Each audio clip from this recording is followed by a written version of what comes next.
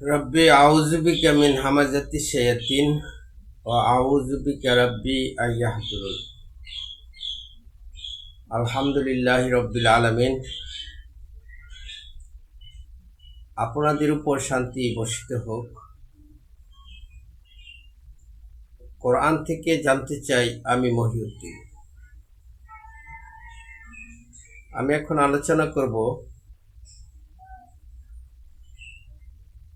কোরআনে কি রাজনীতি আছে? কোরআন মানলে কি রাজনীতি করা যায়? সূরা আল ইমরানের 105 নম্বর আয়াতে আল্লাহ রাব্বুল আলামিন পরিষ্কার করে বলে দিয়েছেন, তোমরা তাদের মতো হইও না যারা বহুদলে বিভক্ত হয়েছে, যারা নিজেদের মধ্যে মতানৈক্য সৃষ্টি করেছে।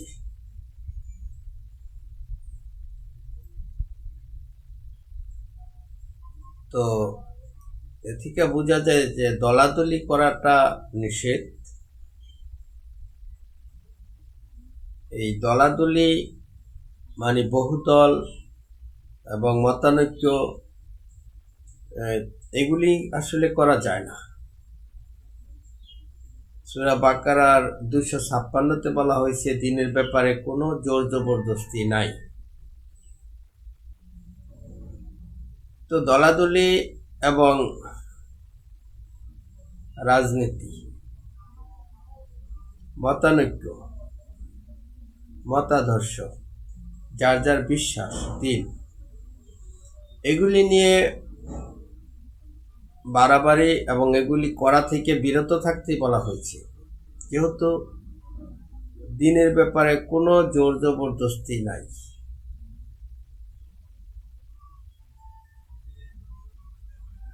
এখন রাজনীতিটা হচ্ছে রাজা হওয়া। এই রাজা বা ক্ষমতা পাওয়া, এটা হবার জন্য আল্লাহ কি কোনো ফর্মুলা দিয়েছেন? এটা হচ্ছে একটা বড় ধরনের একটা প্রশ্ন। ক্ষমতা নেওয়ার জন্য, পাবার জন্য কি কোনো ফর্মুলা কোরআন দিয়েছে কিনা? তিনি তো বলেন নাই যে যারা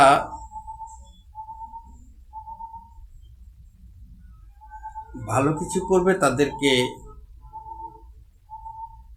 ক্ষমতা নিতে হবে, এ ব্যাপারে বলেন নাই। তিনি বলেছেন, আমি যাকে ক্ষমতা দেই তারা তাদের দায়িত্ব, তারা সালাত কায়েম করবে, ভালো কাজ চালু করবে, মন্দ কাজ বন্ধ করবে, যাকাত আদায় করবে। সূরা হজ্জের 41 নম্বর আয়াত। তিনি যাকে ক্ষমতা দেন। তো আল্লাহর ইচ্ছা, কাকে তিনি ক্ষমতা দিবেন, রাজা বানাবেন, বাদশা বানাবেন, এটা তো তার ইচ্ছা। তো আমরা এমন কোনো ফর্মুলা গ্রহণ করতে পারি যে আমরা রাজা বাদশা হবার জন্য এরকম কোনো বিধান কি আল্লাহ দিয়েছেন? তো এখানে প্রশ্ন আসতে পারে যে রাসূল যুদ্ধ করেছেন কেন? রাসূল তো যুদ্ধ করেছেন অন্যায়ের বিরুদ্ধে, ফাসাদের বিরুদ্ধে। তারা ঐক্যবদ্ধভাবে কোরআন আঁকড়ে ধরে সে বলে, অর্থাৎ তোমরা সৎ কাজের আদেশ দিবে, অসৎ কাজের নিষেধ করবে। রাসূলকে আল্লাহ রাব্বুল আলামিন যুদ্ধ করার নির্দেশ দিয়েছেন। সূরা তাওবার 13 নম্বর আয়াতে পরিষ্কার করে বলে দিয়েছেন, কেন তোমরা যুদ্ধ করবে না? তারাই তো প্রথমে ঝগড়া করেছে, রাসূলকে হত্যা করতে চেয়েছে, তার বাড়িঘর থেকে বের করে দিয়েছে। রাসূলের কাছে মানুষকে আসতে বাধা দিয়েছে। এই যে অপরাধগুলি করেছে তারা, এই অপরাধ করার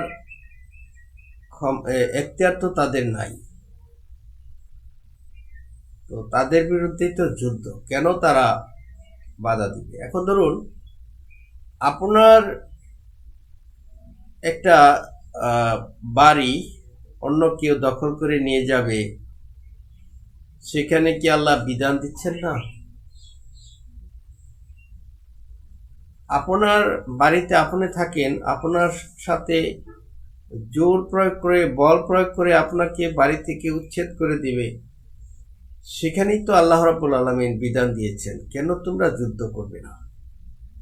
যারা ঝগড়া করছে, যারা বাড়িঘর থেকে বের করে দিচ্ছে, যারা হত্যা করতে চেয়েছে, তো এই হলো ডিফেন্স, অর্থাৎ নিজেকে রক্ষার জন্য যুদ্ধ। সেই যুদ্ধটা যদি হয় একটা গোত্র বিশেষ, অর্থাৎ যেই লোকেরা আল্লাহর প্রতি ঈমান আনবে, যারা ঈমানদার মুমিন হবে, বিশ্বাসী হবে, আল্লাহর বাণীর প্রতি, রাসূলের প্রতি যারা ঈমান আনবে, তাদেরকে বাড়িঘর থেকে বের করে দিতে হবে, তাদেরকে হত্যা করতে হবে। ওই ধরনের লোকদের বিরুদ্ধে তো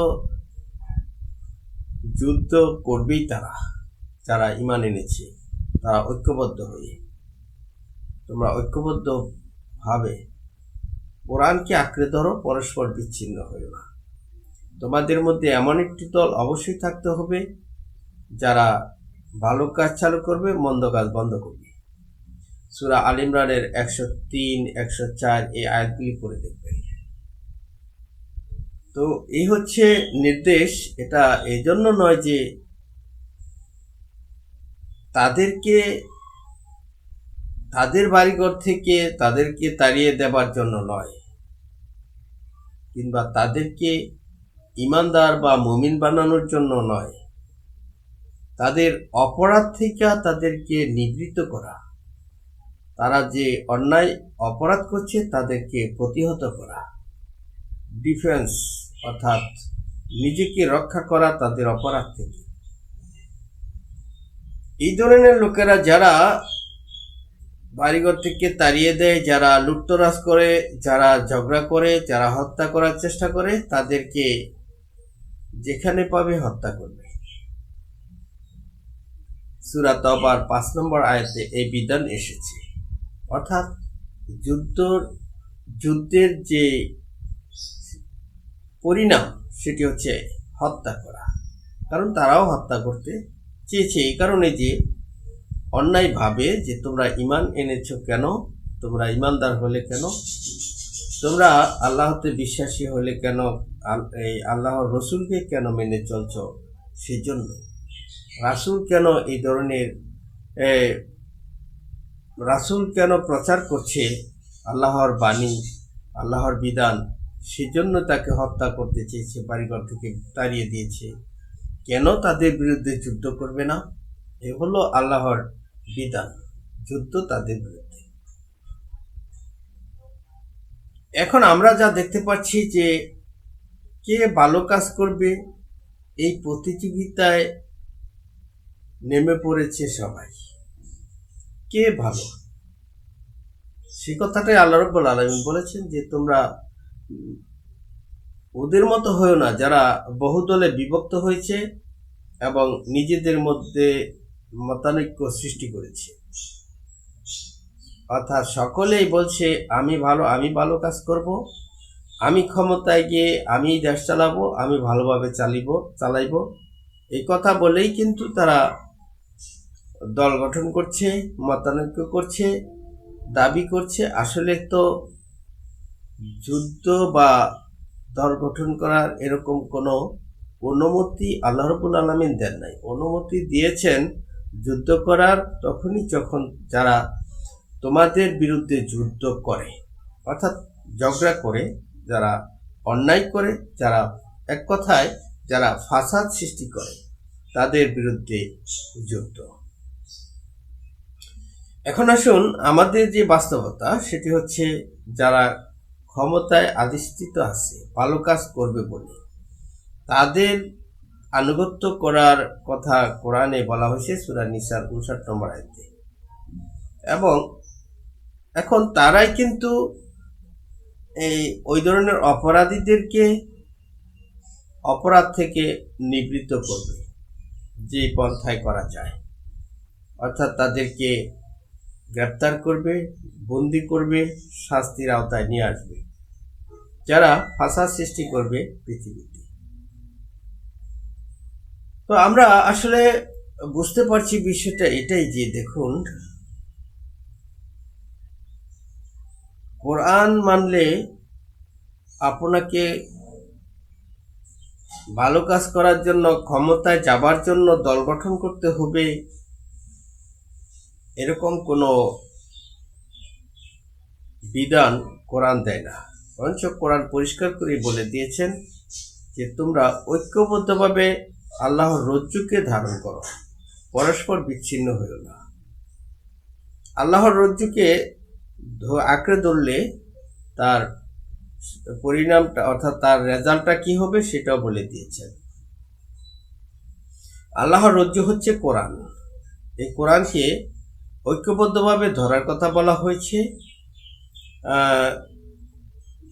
যারা ধরবে তাদেরকে উদ্দেশ্য করে আল্লাহ রাব্বুল আলামিন বলছেন, যারা ধরেছে তাদেরকে স্মরণ করো আল্লাহর সেই নিয়ামতের কথা, যখন তোমরা ছিলে পরস্পরের শত্রু, ফলে আল্লাহ তোমাদের অন্তরে, দিলের মধ্যে মহব্বত সৃষ্টি করে দিলেন, আর তোমরা হয়ে গেলে ভাই ভাই। তোমরা তো ছিলে অগ্নিকুণ্ডের কিনারায়, সেখান থেকে আল্লাহ রাব্বুল আলামিন তোমাদেরকে রক্ষা করলেন। এই যে দেখুন, জাহান্নাম থেকে রক্ষা পাওয়া এবং এই আল্লাহর বিধান, যারা ঈমানদার মুমিন, তাদের মধ্যে হিংসার পরিবর্তে, শত্রুতামের পরিবর্তে যে বন্ধুত্ব, যে মায়া মহব্বত ভালোবাসা হবার সেটাই তিনি বলে দিয়েছেন আল্লাহর কোরআন আঁকড়ে ধরলে। তো এখানে কিন্তু বহু দল, অর্থাৎ প্রতিযোগিতা, যে আমি দেশ ভালো করে চালাবো, আমি ভালোভাবে অন্যায় কাজ বন্ধ করব, আমাকে ক্ষমতা দিতে হবে, ক্ষমতা পাওয়ার জন্য দল গঠন করতে হবে, আরেকটা দল গঠন করবে অন্য গ্রুপ, এইভাবে দলে দলে বিভক্ত হওয়াটা নিষেধ করেছেন সূরা আল ইমরানের 105 নম্বর আয়াতে আল্লাহ রাব্বুল আলামিন যাদেরকে ক্ষমতা দেন। এখন মনে করেন, যারা ঈমানদার নয়, যারা কোরআনের আয়াতে বিশ্বাসী না, এমন লোকদেরকে যদি আল্লাহ ক্ষমতা দেন, তাহলে কি তাদেরকে মানতে হবে না? আল্লাহ রাব্বুল আলামিন বলেছেন যে তারা ভালো কাজ চালু করবে। যদি মতানৈক্য দেখা দেয় তাহলে ফিরে আসে, অর্থাৎ ভালো কাজের পরিবর্তে তারা যদি মন্দ কাজ চালু করে, যারা অবিশ্বাসী তারা যদি মন্দ কাজ চালু করে, তাহলে তাদের আনুগত্য করা যাবে না, তাদেরকে সহযোগিতা করা যাবে না, তাদের সাথে থাকা যাবে না।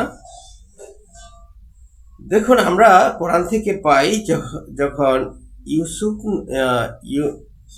ইউসুফ নবী তার ক্ষমতা পেলেন খাদ্য ভাণ্ডারের, তাকে কে ক্ষমতা দিয়েছে, কার কাছ থেকে নিয়েছে, কিভাবে নিয়েছে, সে কি দল গঠন করে নিয়েছে, সে কি রাজনীতি করেছে? এই সমস্ত কিছুই না। সে ছিল, অর্থাৎ তাকে আল্লাহ রাব্বুল আলামিন যেভাবে ক্ষমতা দেবার ইচ্ছা পোষণ করেছেন সেভাবে দিয়েছেন, অর্থাৎ আল্লাহর ইচ্ছা মাফিক। আল্লাহ যাকে ইচ্ছা, যেভাবে ইচ্ছা, যাকে ইচ্ছা তাকে ক্ষমতা দিয়ে থাকেন। তো ইউসুফ নবীকে যে ক্ষমতা দিয়েছেন, সে কার মাধ্যমে দিয়েছেন? এমন এক ব্যক্তির মাধ্যমে দিয়েছেন যে ছিল অগ্নিপূজক। তো আপনি ভালো কাজ করবেন, আপনি ভালো মানুষ, আপনি কারো ক্ষতি করবেন না, আপনি ভালো মানুষ, আপনি ভালো যোগ্যতা অর্জন করেছেন, ভালোভাবে সমস্ত কিছু সমাধান করতে পারেন, এই যোগ্যতা বলে হয়তোবা আল্লাহ রাব্বুল আলামিন কোনো না কোনোভাবে আপনাকে কোনো কিছুর একটা দায়িত্ব দিতেও পারেন। সেজন্য আপনাকে প্রতিযোগিতায় নামতে হবে এরকম অনুমতি আল্লাহ রাব্বুল আলামিন কিন্তু দেন নাই। দেখুন, এটা কোরআন থেকে আমরা অনেক কিছুই একটু লক্ষ্য করলে, চিন্তা করলে, গবেষণা করলে কিন্তু আমরা অনেক কিছুই পেয়ে যাই। যখন মুসা নবীকে ফেরাউনের কাছে পাঠানো হলো, ফেরাউনটা কে? সে ছিল বাদশাহ, ক্ষমতা, অর্থাৎ বড় অপরাধী এবং সে রাজ্যের ক্ষমতাধর ব্যক্তি। আর মুসা ছিল তারই একজন লালিত পালিত ব্যক্তি, সে তাকে লালন পালন করেছে, অর্থাৎ ফেরাউনের একান্তই কাছের লোক। মুসা নবীর আদর্শ বা ন্যায় নীতি সে কাজে লাগালো না, তাকে ব্যবহার করলো না, তার ন্যায় নীতিকে সে কাজে লাগালো না, কারণ সে নিজেই ছিল অত্যাচারী বাদশাহ, অর্থাৎ ফাসাদ সৃষ্টিকারী ফেরাউন। তার বিরুদ্ধে যুদ্ধ করেছেন মুসা রসুল, এমন ভাবে যে তার কাছের লোক বিদায় তার কাছে তাকে সরাসরি পাঠিয়ে দেওয়া হলো যে তাকে ফেরাউনের কাছে যাওয়ার জন্য। মুসা নবী ইতস্তত করলেন, কারণ মুসা নবী তার ব্যাপারে, তার এই ব্যবহারের ব্যাপারে অবগত ছিলেন, তাই তার ভাইয়েরও সহযোগিতা নিলেন যাতে করে সে স্থির থাকতে পারে, ভয় না পায়। তো এখানে কিন্তু সরাসরি গিয়ে তাকে হুমকি দেওয়া হয় নাই যে তুমি ক্ষমতা ছেড়ে দাও, আমি ক্ষমতা বসে দেশ চালাবো, এরকম কিছু নয়। তাকে বলা হলো যারা তোমার এই অন্যায় নীতিকে যারা মেনে নেয় না, মেনে চলে না, যারা ন্যায় নীতিতে থাকতে চায়, যারা ইমানদার হতে চায়, যারা তাদের ইচ্ছে মতো তারা যেন ভালো কাজ করতে পারে, তারা যেন ইমানদার হয়ে বসবাস করতে পারে, অন্যায় কাজে যেন তারা জড়িত না হতে পারে, এমনটি যারা চায় তাদেরকে আমার সাথে যেতে দাও।